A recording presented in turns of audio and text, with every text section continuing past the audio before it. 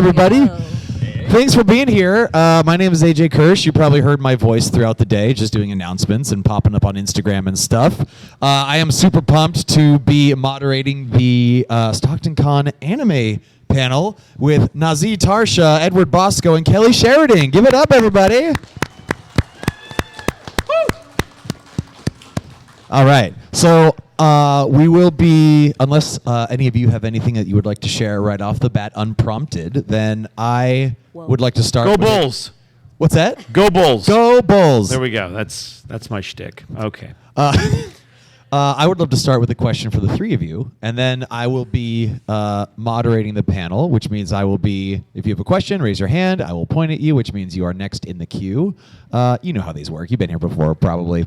So my first question is, prior to your experience with anime, how would you describe your fandom, and has it changed since not even being close to the process? You are the process. You are bringing these characters to life. Whoever wants to. Robbie. Okay, Simple. I'll start. So I wasn't the biggest anime fan to begin with before I got in the business. My experience with anime was a small block of programming when I would come home from school that consisted of Dragon Ball Z and the original Dragon Ball, Yu Yu Hakusho, and then Adult Swim at night, which was like Wolf's Rain, Inuyasha, that stuff back in the 2000s. So my joke is I've probably been in more anime than I've seen. So what I think it's done is by being in it, I have a bigger appreciation for the different types of stories that you can tell. Because for me, most of the popular stuff is not something that caters to what I'm interested in.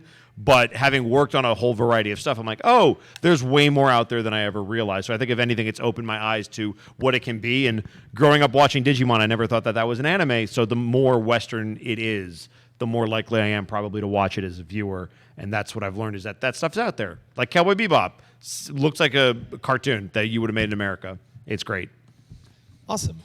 Please.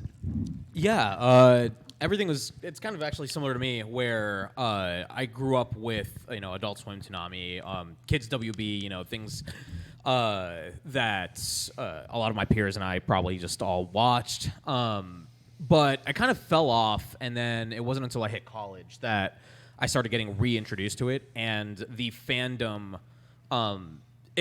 It was like a slow rise is what's happened. It's like conventions were a lot smaller. It was like kind of just like little tiny things like on college campuses and whatnot. So it felt more like a found family sort of thing that happened with the early on fandom, where it's like, oh, this is my tribe and these are my people and whatnot. But now it's just become this like entirely different animal where you have so many different properties, projects, and just booming fandoms.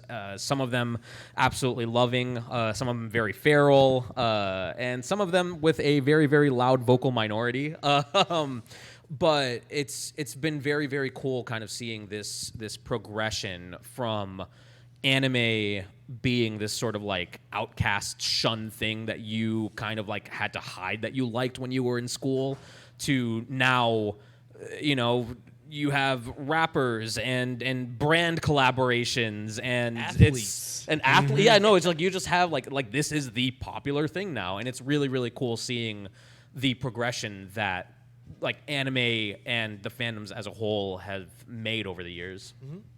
Again, well put. Kelly? Well, I started doing anime in the 90s, so that was my first introduction. Woohoo! I was a teenager myself. I think probably Ranma was the first Oh, wow. anime Okay. that I ever did. So it was like way, way, way back in the day before I knew any better or any different. So in terms of like how has the fandom changed, before that, there kind of wasn't a fandom before that. It was the beginning of all of that stuff. Of course, like you said, there were, it was way more niche and way more small college campuses, et cetera. But there also was no internets. There was no way for people to like connect online, or there's like a little baby internet, but very different, like chat rooms and stuff. So yeah, my first introduction to it was also when I was a kid and I was performing in this stuff. It was a very weird way in as a young person. Right. Yeah. Fascinating. Great. At this point, I would love to open up to any questions that any of you might have. Not everybody, please don't speak at once. I see you. Come on. I know you want to ask. Yeah.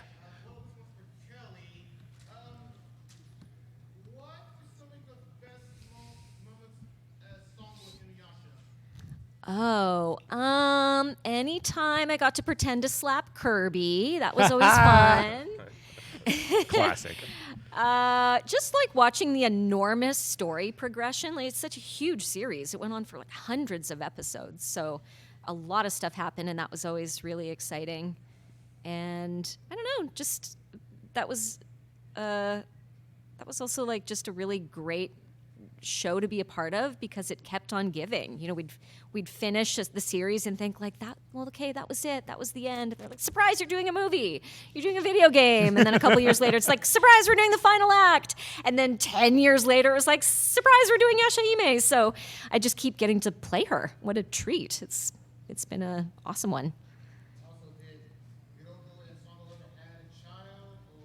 Well, you're gonna have to watch the sequel, I guess, if you don't know the answer to that one. You're going to have to watch Yasha Ime. That lore drop. Yasha Ime will answer that one. That'll answer it for you. I won't spoil it. No spoilers here. Inuyasha Endgame. Watch it now. Yeah. Any other questions? The floor is yours. StocktonCon will go here, and then we'll go back corner, please. What's the most interesting experience you've had doing voiceover was the question. Interesting experience. Okay, so this is a funny story for a lot of reasons. So I was working on a production, and they didn't have like an English director. The client, who I believe was Korean, was directing it themselves. So when we got in the booth, there was a little bit of a language barrier because they were because English wasn't their first language. They were trying to communicate how they wanted certain things done. So I would do a couple of lines, and eventually the director just comes over the talkback and goes, could you do it with more acting? And I paused because I was like, what did this who did you oh, wait, okay, no, they mean, okay, let me try something. And then I did what they wanted. So they were like, oh, good, okay, so that, but more acting. And I was like, all right. And so that was the entire session of them basically saying, act better, more acting, something different. And they just didn't know how to communicate it, so it ended up being really funny. But now I guess all of my friends basically tell me, hey, Bosco, act better. And I'm like, no, that's fair. So I have a quick follow-up question. Did they just mean like a little bit more energetic? Yeah. And then they would say less acting if they're like, oh, not as projected or not as emphatic, like a little bit more low-key. Got it. And so that just became our way of communicating with each other is, okay, less of what I was doing, more of what I was doing. Right. Got it. Yeah. What a great cheat code, because every actor has been given that note. Yeah. And you're always like, what does that mean? I thought I was acting. Yeah. What does that mean? Give us less. Give us more. Yeah. Except I've partially piggybacking off of that. I've had friends. I'm not going to name anyone in this, but everyone is fully English on the same side, and the director fully meant, all right, cool, actually act better this time. Oh my God. So like they were just like, all right, try acting now, and it was like, oh, Ouch. okay, Yeah. whoa. For me, similar story with kind of having foreign clients on the line. I had a callback for a thing, and on paper, I looked at the character. I knew what I was supposed to do, so I thought, until I showed up into the Zoom call, and I'm told, okay, so this character actually has half their face paralyzed. So we want you to not move half your face when you say all of these lines. And I was just like, okay. So you start talking like this, where you don't move. Yeah, so I just essentially just started talking like this the entire time. I was like, I don't know, like some Harvey Dent Two-Face kind of just like, yeah. And because it's not something that I do, like nobody does that, my face just started spasming throughout the callback. And I was just like, I don't know what is going on. But like, nobody fully knew what they wanted. It was just a matter of like, all right, cool, try this accent, try no accent, try this. No, keep the face paralyzed though. That's the one thing they knew they wanted. Yeah, it's the one thing. You don't get to do this easily. No, not at all. And ultimately, I did not book it. And ultimately, I don't think they had anyone paralyze their face. It was a very bizarre experience for me because it's just like, oh, if this was on the spec, I probably wouldn't have even auditioned for this because I don't know what you like. I don't know. You would have booked it if you acted better. That's what it was. You need to act better. Yeah. They forgot to give you that note, that very important note. That's trippy. Yeah, whenever there's something very crucial, like an accent or something missing from the initial, they call them sides, this initial thing you get that describes the character. It's like, that would have been good to know. I would have practiced my Russian accent before I came in. Okay, here we go. Yeah. Well, so many interesting moments. I think probably one of the most special moments was I got to work with Tim Curry, who was like an idol of mine. So he was our first Barbie villain. That was pretty special. That's cool. And he's as lovely and gracious and incredible and funny as you would dream he would be. I was like, please don't ruin this for me. Please be awesome. Please and he was be great. a good person. He was great. He was so sweet and really nice. So that was pretty great. To know that Tim Curry is on the list of exceptions to the Never Meet Your Heroes rule. Yeah, Tim just Curry makes has my not heart been happy. canceled so far. Knock on wood. It's still great. We love Tim Curry. 2 thumbs up for Tim Curry. Yeah, he's the best. Yeah. All right, we had a question back corner, and if anybody else wants to be next in the queue, just put your hand up. There you go. You're next. Back corner, please. Pokemon.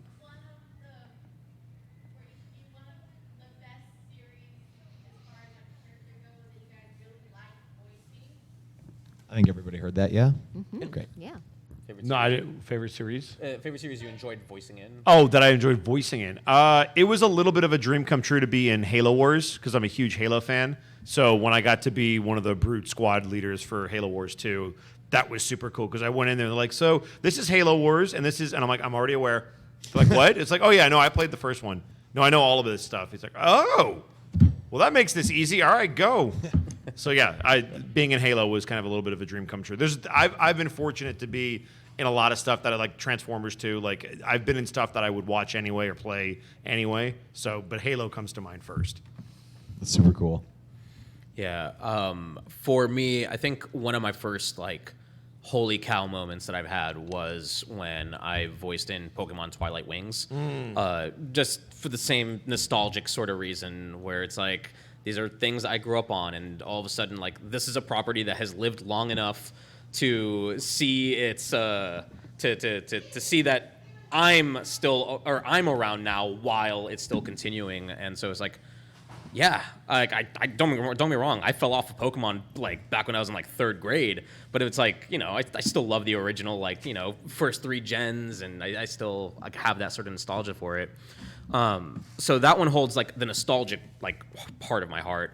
But in terms of fulfilling role for me, it would be voicing in Kaiju number 8 right now. And I know this sounds like this is the most recent thing he's done, so he's just shilling the most recent project, but legitimately I've had, it's not very often that the main character gets to be their own comedic relief rather than the straight man, because I feel like in a lot of anime, the protagonist, they have a lot more relatability and maybe are a little more vanilla, so that more people can fit that sort of They're the player relating. character, yeah. Yeah, Like a one-size-fits-all. more people can relate to this, so they're a little more vanilla than some of the side characters that come in. But in this show, he's his own comedic relief. He's a non-traditional main character. So being able to do the shonen tropes of I can't give up, and then doing battle screams and losing my voice doing a punch or whatever, but then also having a lot of comedic moments and going into my falsettos and just going up and down in terms of emotional range. Yeah, I'd say Kaiju number 8 for me. Maybe My Little Pony. Again, that hits the nostalgic button, and also because that was the first thing I ever bought with my allowance when I was a kid. And, but then for Friendship is Magic, G5, I was a fan of the show for so long before, and I auditioned for every single role, every single female role, every single role that they would let me to for 4 years on that show, and finally landed one. And it turned into this really special kind of juggernaut, becoming one of the lead characters. It was awesome. And to play a character that's so perfectly imperfect. She's snarky and controlling and and goes through a big learning journey. So it was fun, on a really fluffy, pretty, cute show to play this character that, starts out kind of like a fascist. So it was fun. It was really fun. Quite the character. Yeah. Yeah. You are next. I'm gonna get canceled. It's always the kids. It's always the kids that throw the big, hard-hitting So, journalistic questions at you. Do we That's have to have worked for amazing. them? Do we have to have worked for them? Whoa, what a great question. Man.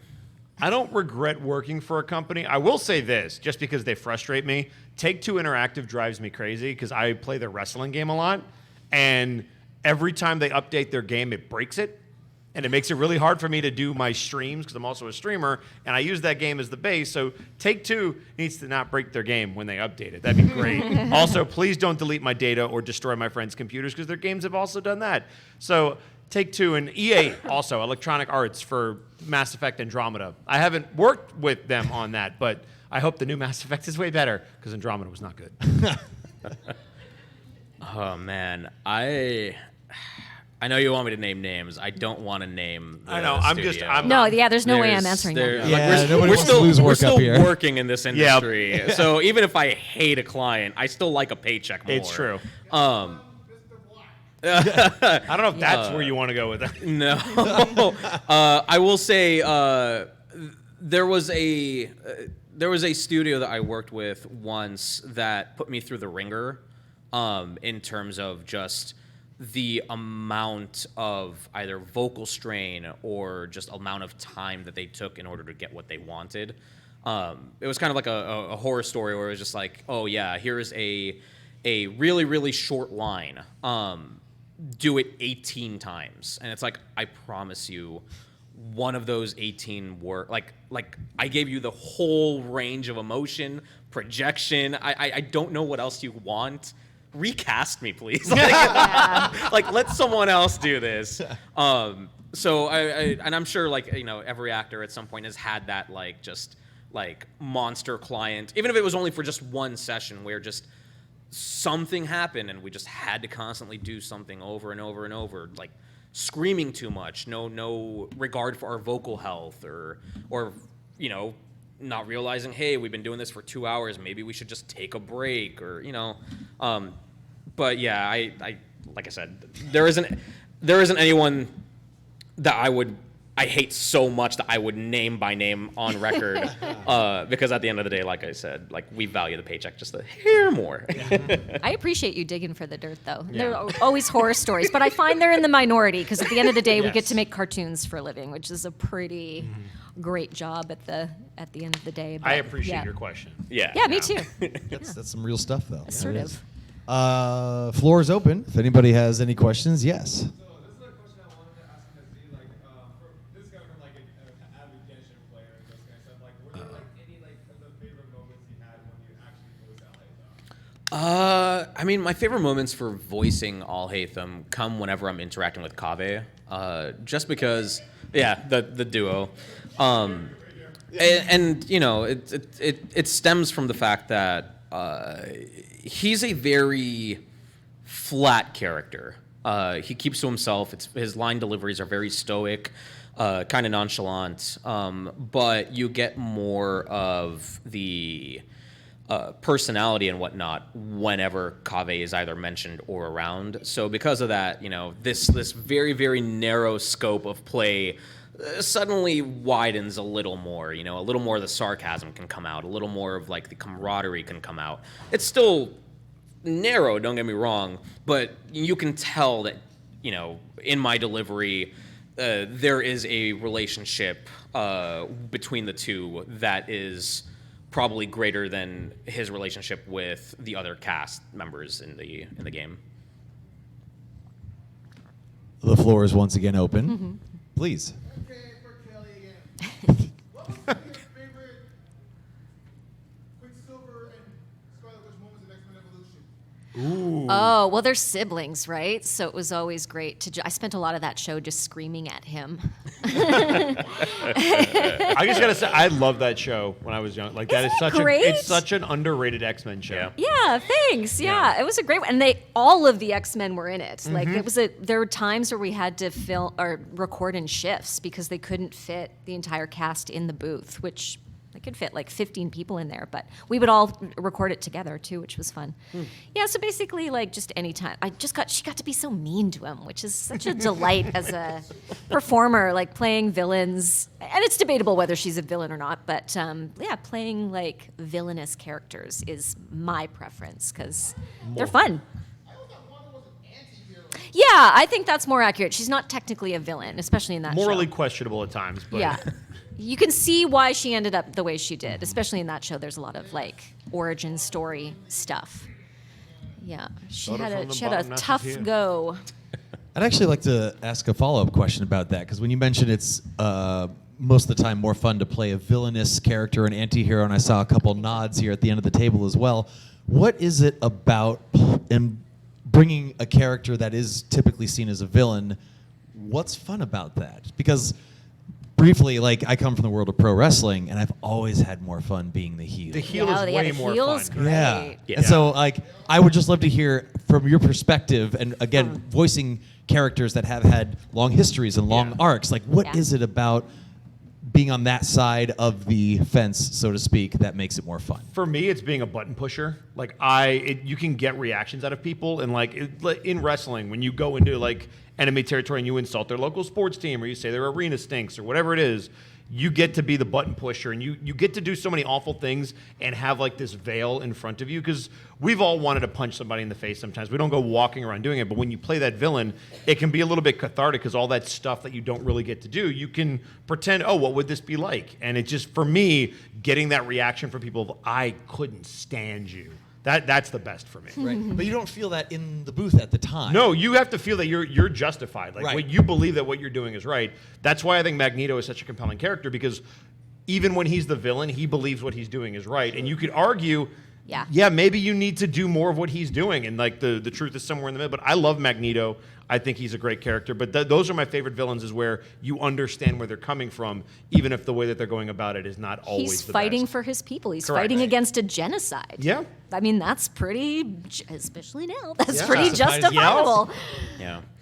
And I think with these sorts of characters also, they lend themselves to sort of like larger than life performances. You know, you get to go and kind of just be on the complete opposite end of the spectrum when it comes to, you know, morals and kind of just forego that in a performance. You know, like a lot of people, you know, with villains, you have like these like sort of like psychotic laughs, or like these little tiny things that you get add into them, or you know, screaming more. Like there, and obviously it's not a one size fits all. Like there are some villains that are like very like low key and whatnot. But even with that, it's just like the resolve is still larger than life in a way that lets you kind of just play way opposite than what you're used to. You know, because like you don't have to worry about, again, relatability, or, you know, kind of like fitting this mold like with like main characters and stuff. It's just like,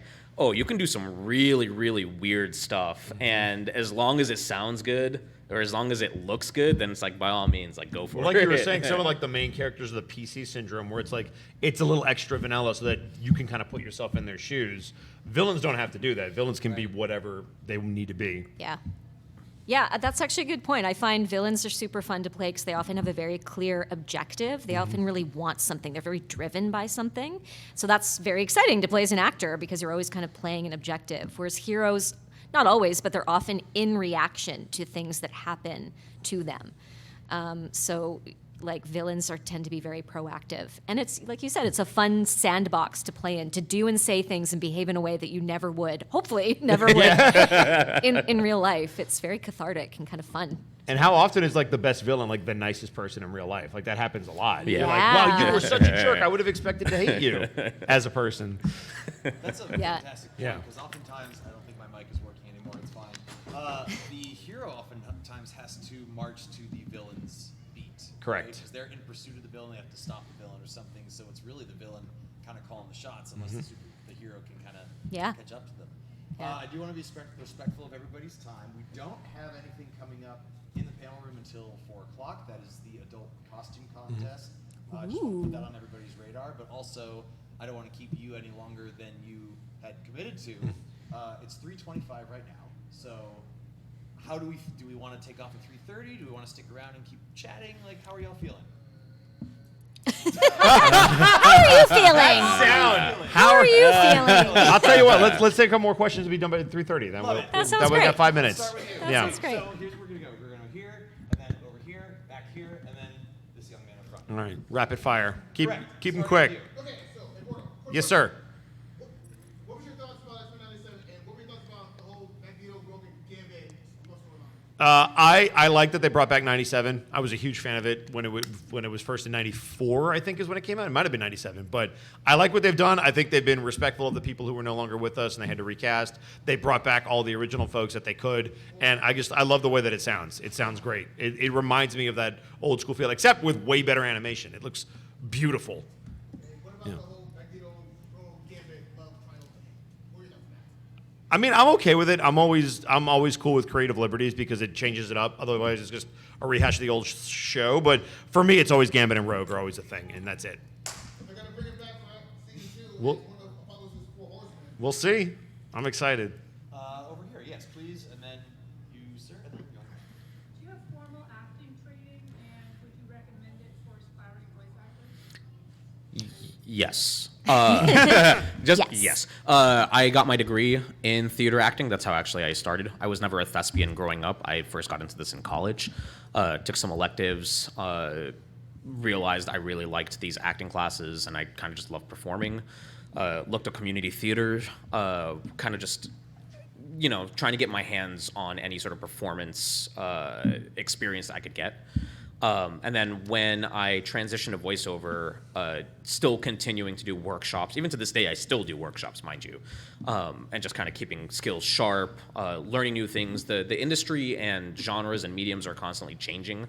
The flavor of the day is always changing, so it's always good to kind of just like make sure you're constantly, keeping up. But yeah, like formal acting training, like conservatories and stuff, like don't get me wrong. You don't have to go to college. You don't have to go to a conservatory or anything like that. But working with a coach who can provide you fundamentals in the very least, I think is very, very important. Because at the end of the day, it's acting is the important part of voice acting. The voice is, it's just as long as you have a voice. But yes, I would say formal training of some sort, even if it is just with a coach, it's highly, highly invaluable. Gentleman in the back. I have a question for Kelly. You mentioned My Little Pony, work with Starlight Glimmer, and I just want to ask you, is it different? Are there differences acting in My Little Pony versus acting, say, more adult-oriented anime, or archetypes? Yeah, I suppose like the delivery on My Little Pony, you're allowed to be a bit broader. The storytelling is a lot more kind of silly and bright. Of course, there are dark moments that happen, but just like tonally, it's a lot clowny, more clowny. Whereas some of the more adult stuff gets like serious and soap opera-y. So the things you see on like casting specs are often like not a cartoony read. We want you to sound like real people, like a real down-to-earth, blah blah blah. But they don't want you to sound like too much like real people. You still have to dial it up a little bit because at the end of the day, like we're only performing with our voices. So that the performance needs to be just a bit like more acting. More acting. More acting. Than say like for Story a of film my life. performance where your face is gigantic on a screen and the tiniest little minutia that you do is going to be read to the back row. You have to, you don't get that in voiceover, so you have to dial everything up. All right, and final question again, hoping for a heartbeat. Hey, there we go. The best best company. I will say that I can't say the best, but one of the best that I've ever worked for is probably Blizzard. They take really good care of their actors, both in how they treat them. They're very respectful of like when you have to do those big screamy orcs, they're like, oh, we're only going to do 2 hours. Don't worry about it. They'll pay you for 4, but they're only going to bring you in for 2. Because they're like, yeah, we'll bring you back another time so we don't blow out your voice. So they've always been super respectful of actors, or at least for me. I always find like the small local animation houses are really fun to work for because they're, new young people that are putting their own money into their company and they're creating something that they're super passionate about. It's a unique vehicle. They're not doing like a branded thing that's very popular and that sells toys. It's just a very like boots on the ground kind of thing. So one of my favorite companies that still works in Vancouver's Atomic Cartoons. They've done lots of really great. So they animate in the city, they cast people in the city, and you're working with the people that are like creating the show. So those are really fun. Those are fun companies to work with.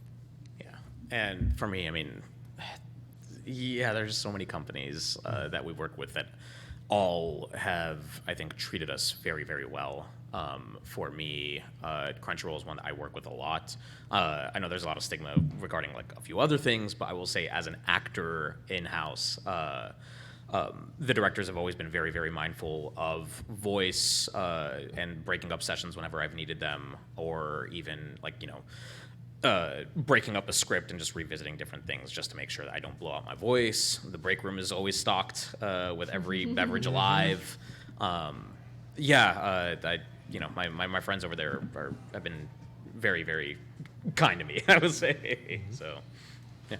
All right, everybody, that Yeah. is going to do it. This has been the StocktonCon anime panel. One more time for Kelly Sheridan, Nazeeh Tarsha, Edward Bosco. Thanks, AJ. Thanks for joining me up here, y'all. Thank you for hosting. Thank you so much for having us. Yeah, my pleasure. And as a reminder, in less than 30 minutes, this will be the site of the adult costume contest. It's always